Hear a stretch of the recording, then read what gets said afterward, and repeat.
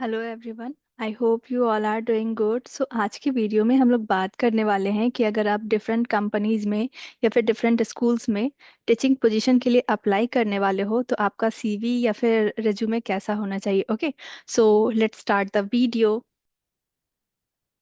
तो सबसे पहले जो मैं इसमें बात करना चाहूँगी वो ये कहना चाहूँगी कि मेक इट बाय योरसेल्फ। ठीक है। अब क्या होता है ना कि बहुत लोग अपनी सीवी या फिर रिज्यूमे जो है वो साइबर में जाके बना लेते हैं। ठीक है, तो देखो साइबर वाला बना तो सकता है, बट साइबर वाले के लिए वो जस्ट एक सीवी है। ठीक है, बट आपके लिए वो आपके जॉब का रास्ता है। तो आप अपना जितना उसमें इनपुट डाल सकते हो वो किसी साइबर कैफे वाला नहीं डाल सकता है।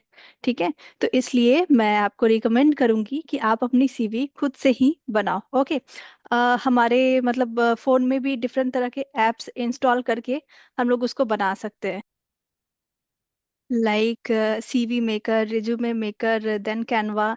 ये कुछ तरह के एप्स है जिसमें कि आप अपनी सीवी बना सकते हो। ठीक है, उसमें क्या होगा कि हर सेगमेंट दिया रहेगा, बस आपको उस अपने डिटेल्स वहाँ पे डालने होंगे और वो एक बहुत अच्छा सीवी तैयार होके आ जाता है। ओके, मैं भी ऐप के थ्रू खुद ही बनाती हूँ अपना सीवी। तो मैं रिकमेंड करूंगी कि आप अपना सीवी खुद से बनाओ। ओके, किसी पे डिपेंडेंट नहीं रहना है, जो है खुद करना है। ओके, सो पहला पॉइंट तो ये हो गया कि आप अपनी सीवी खुद से बनाओ। देन दूसरी चीज जो है वो तो बेसिक्स आप जानती हो कि सीवी में आपका बेसिक जरूर डालना है, जिसमें आपका नेम हो गया, ईमेल हो गया, फोन नंबर हो गया। अगर आपकी लिंक्डइन प्रोफाइल है तो वो उसकी लिंक डालनी है। देन एड्रेस आपका डालना है। आपका क्या टीचिंग फील्ड में ऑब्जेक्टिव होना चाहिए वो डालना है। ठीक है, अब ऑब्जेक्टिव के लिए आप मतलब कहीं से कॉपी कर सकते हो। ओके, तो ये बेसिक चीजें हैं जो कि आपको सीवी में अपनी डालनी चाहिए।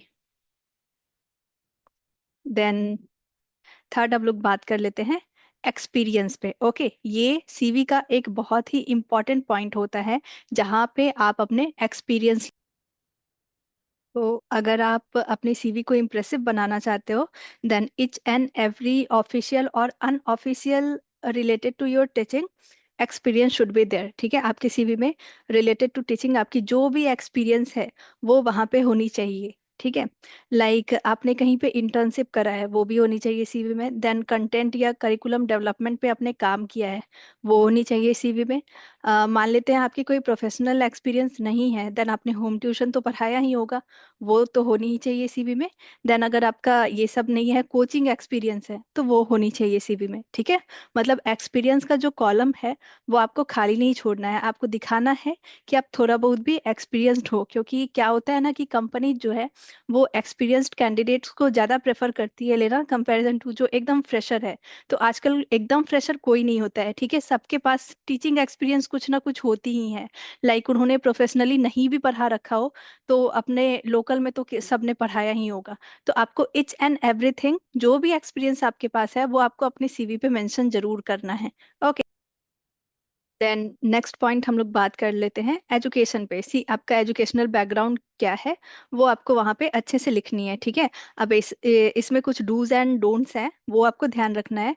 जैसे कि आपको प्रोग्राम एंड उसके डिटेल्स लिखने हैं। ठीक है, मान लेते हैं कि आपने आईएससी कर रखा है, तो आईएससी में आपने पीसीबी लिया है या फिर पीसीएम लिया है, वो आपको वहाँ पे मेंशन करना है। ठीक है, आपने मान लेते हैं ग्रेजुएशन कर रखा है तो ग्रेजुएशन में आपने कुछ सब्सिडरी सब्जेक्ट भी तो पढ़ा होगा ना ऑनर्स पेपर के साथ या मेन पेपर के साथ, तो आपको वो भी लिखना है। कभी कभी क्या होता है कि जॉब में आपने सब्सिडरी पेपर क्या पढ़ रखा है वो उसके बेसिस पे वो लोग जज करते हैं कैंडिडेट को। ठीक है, तो मतलब जो उसका प्लान है, आपके एजुकेशन का जो भी प्लान है उसके बारे में डिटेल में आपको वहां पे मेंशन।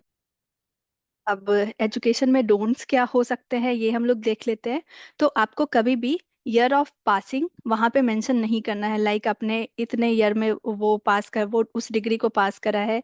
देन आपका अगर कोई गैप है, लाइक हम लोग देखते हैं ना कि कोई किसी चीज के प्रिपरेशन में लग गया तो उतना टाइम का उसका गैप हो गया, मान लेते हैं कि गवर्नमेंट जॉब के प्रिपरेशन में लग गया, देन उसने 1 2 या 3 साल गैप ले लिया, उसके बाद फिर से उसने अपनी स्टडीज को कंटिन्यू करा, तो वो गैप आपको वहां पे नहीं रखनी लिखनी है। ठीक है, क्योंकि होता क्या है कि उससे नेगेटिव इम्पैक्ट चला जाता है जो भी रिक्रूटर है उसके।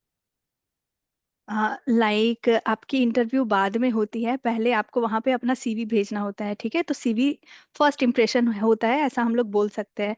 तो फर्स्ट इम्प्रेशन में ही अगर दिख जाए कि आपका इतने साल का गैप है, तो वो लोग वहां पे ना आपको कंसीडर ही नहीं करेंगे। इसलिए कोशिश करना कि जो आपका एजुकेशनल बैकग्राउंड है बस वो लिखना, आपने क्या क्या प्रोग्राम किया हुआ है, उस प्रोग्राम में आपने क्या एक्स्ट्रा पढ़ाई करी है वो सब लिखना, ठीक है। अगर कोई गैप है वो नहीं लिखना है आपको। और कब आपने मतलब आपका ईयर ऑफ इनरोलमेंट क्या था, कंप्लीशन क्या था, ये वहां पे लिखने से थोड़ा सा, क्योंकि जब आपका इंटरव्यू हो जाता है तो फिर आपके नॉलेज के बेसिस पे आपको जज किया जाता है। बट क्या होगा कि अगर आप वो सब सीवी में दिखा दोगे, तो वहीं पे फर्स्ट इम्प्रेशन में ही आपने इतना साल का गैप क्यों लिया, ये सभी उनके मन में आ जाता है, ठीक है। तो कोशिश करना कि जब आपसे इंटरव्यू में पूछा जाए कि आपने किस ईयर में अपना ग्रेजुएशन करा है या फिर कोई गैप है, तो उस टाइम आपने क्या करा है, ठीक है। तो वहां पे आप लोग ये मेंशन करना तो ज़्यादा बेटर होगा। देन हम लोग बात कर लेते हैं स्किल्स की। ओके, सी एनसीएफ 2005 में जितने भी स्किल्स आपने पढ़े हैं ना, कोशिश करना वो सब यहाँ पे चिपका दो। ओके, लाइक मैं जो टीचिंग स्किल अपने लिखती हूँ तो वो है मेरा teaching skill in learner centre approach. Then आपको क्लास मैनेजमेंट आती है, आपको प्लानिंग एंड लीडरशिप आता है, then lesson and curriculum planning आता है। देन आपके पास कंप्यूटर प्रोफिशिएंसी, ये बहुत ही इंपॉर्टेंट है, ठीक है। कंप्यूटर प्रोफिशिएंसी आपके पास है, ये सब कुछ आपको अपने सीवी में स्किल वाले कॉलम में जरूर मेंशन करना है कि आप इन सभी चीजों में प्रोफिशिएंट हो। देन नेक्स्ट हम लोग बात कर लेते हैं, अगर आपने किसी प्रोजेक्ट पे काम कर रखा है रिगार्डिंग टीचिंग, अगर आपके कुछ अचीवमेंट्स हैं, देन आपने कोई अवार्ड वहाँ पे गेन कर रखा है, देन एक्टिविटीज जिसमें आपने पार्टिसिपेट किया हो रिगार्डिंग टीचिंग, तो ये सभी आप मेंशन कर सकते हो वहाँ पे। देन आपकी लैंग्वेज प्रोफिशिएंसी किस किस चीज किस किस लैंग्वेज में है, लाइक आप किस किस लैंग्वेज में पढ़ा सकते हो, ये भी आपको मेंशन करना होगा। देन करिकुलम प्रोफिशिएंसी आपकी किस चीज में है, लाइक बहुत तरह के करिकुलम होते हैं ना, सीबीएसई होती है, आईसीएसई होती है, स्टेट बोर्ड होती है, आईबी होती है, देन आपकी जीसीएसई होती है, आईजीसीएसई होती है।